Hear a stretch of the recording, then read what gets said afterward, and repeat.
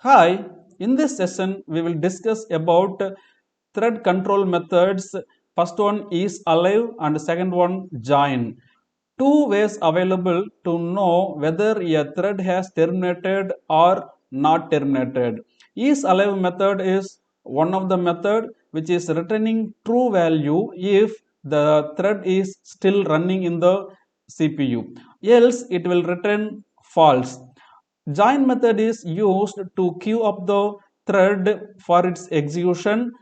Example, once a thread T1 is using the method join, then CPU will be allocated to the T1 until completion of its execution. So until completion of its execution, another thread T2 has to wait in the waiting queue. It cannot get the CPU for its execution. Syntax for the IsAlive method is given here, which is a boolean method and final method. Another method is join, which is also final method. If there is any interrupt method is used, we can use the exception handling method. And the example is given by defining thread ex class, which is extending the thread class, so which is having the capabilities of multi-threaded programming because of extending the thread class. Then I am defining the run method inside thread ex to perform some action. This action is performing three iterations, just getting the currently running thread name with the iteration number. For each iteration, I am introducing sleep method for 1000 milliseconds. It will delay the iteration for each thread for 1000 milliseconds. If there is any exception, it will be handled by using catch class. Then I am defining the class main class, which is a driver class, because it is having main method. Then I am creating the thread T1 by using user defined class thread ex, which is having the features of multi-threaded programming because of extending the thread class. Then I am setting the name to the thread T1 as a first thread. For the thread T2, I am setting the name as a second thread. Then T3 is created. For this, I am setting the name as a third thread. Then I'm starting the thread T1 by invoking the start method. Once it is started, automatically run method inside the thread ex will be executed, right? After that, I am checking the status of these three threads. You look at that, only T1 is started, T2, T3 not at all started. So here the status of T1 is displaying, T2 also displaying, and status of T3 also displaying. Here the first thread is started, that's why which is showing as a true. Second thread and third thread is not at all started, that's why which is showing still, which is not in the current running state, okay, which is available in the not start, right, which is available, which is not at all started, that's why which is showing as a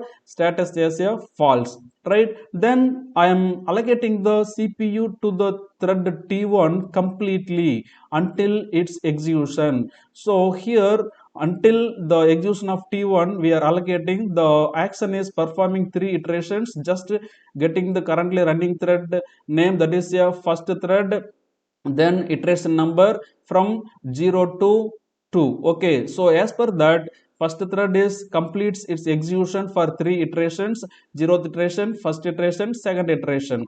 After that, we are starting the T2 and T3, second thread and third thread.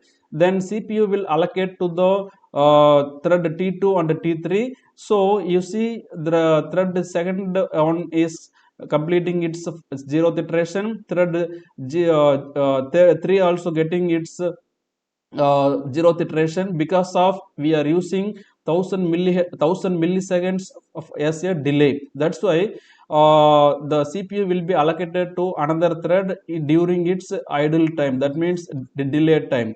Okay, so based upon that, we are checking the status of T1, T2, T3. As of now, the T1 is completed the execution, okay, because which is used the join method. So as per this status is alive, that means T1 is alive. No, it is not alive because it is completed the execution by using the join method. That's why which is showing is T1 alive. No, it is false. Then T2 is alive. Yes, only one iteration of T2 is completed, so still it is alive. Only one iteration for third thread is completed, so it is alive. So which is showing the status. After that, here the remaining iterations will be used for this T2 and T3. Remaining iterations are here, two iterations available. Okay, first iteration comma second iterations for the thread 2 and 3. So those will be executed for second thread first iteration, for third thread first iteration. Then it will wait for 1000 milliseconds as per the delay we introducing here. Then second iteration for the second thread, then second iteration for the third thread. So after that it will completely terminated because all the iterations are executed. So from this example we should observe that we can know the status of thread by using IsAlive method. We can allocate the CPU completely for the thread by using join method. And another one example is given here. The join method is using the time 1500 milliseconds. In this example we are completely allocating the CPU to the thread T1, okay, until completion of the process. But in the second example here, only we are going to allocate the CPU for 1500 milliseconds. Yes, given here, thread ex is the class name which is performing same action. Okay, but here we are introducing only 500 milliseconds as a delay by using sleep method for each and every iteration. But here I am using 5 iterations, all right, and it will display the name of the currently running thread for 5 times by introducing 500 milliseconds for each iteration. Here the main class is defined, which is a driver class because it is having main method. Then thread T1 created, setting the name as a first thread. T2 is created, then setting the name as a second thread. T3 is created, setting the name as a third thread. Then T1 only started, T2 comma T3 not started. So which is showing the status. First thread status, is it alive? Yes, it is true. Second thread, is it alive? No, it is not started, so false. Third thread, is it alive? No, not at all started, so it is showing false. Then here I am allocating the CPU to the T1 only for 1500 milliseconds. Okay, so here when you are allocating the CPU for 1500 milliseconds, within the 1500 milliseconds, so you see we are introducing the sleep method. Delay is for 500 milliseconds. So first iteration it will take 500 milliseconds, second iteration 500 milliseconds, third iteration 500 milliseconds. Within this 1500 milliseconds, the T1 will be executed only for 3 iterations. That's what you look at here.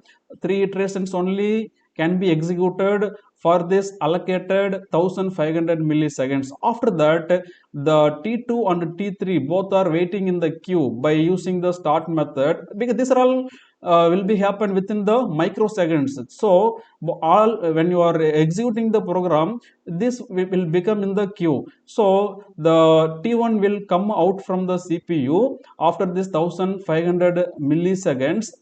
Then CPU will be allocated to T2 and T3. So second thread is getting the CPU after this 1500 milliseconds. It is executing first iteration, then which is introducing 500 milliseconds idle time. So automatically third thread is getting the CPU so which is also executing the first iteration. After that, now we are checking, right, T1 is alive. Yes, because it is having 2 more iterations. You look at that, only 3 iterations are executed out of 5 iterations. So T1 is still alive, T2 is alive. Yes, still it is having 4 iterations out of 5. And T3 is alive. Yes, it is also having 4 iterations out of 5 iterations. So all 3 threads are alive now. So first thread is also alive, second thread is also alive, and third thread is also alive. After that, after this statements, automatically CPU will execute the remaining iterations, 2 iterations of T1, 4 iterations of T2, 4 iterations of T3. So as per that, here you look at that the third thread here, this statement again I cut and pasted here.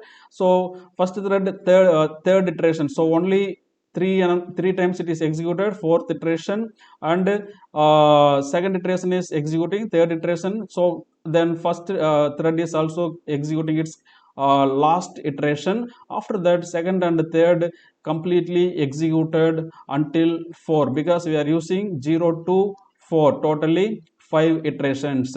So from this example, what we should observe, we can allocate the CPU for particular time for any thread for running its execution, because here if you completely allocate the CPU for particular thread, then it has to wait, it will make other threads to wait for longer time. To avoid that, we will allocate only for specific time for the thread to complete its execution.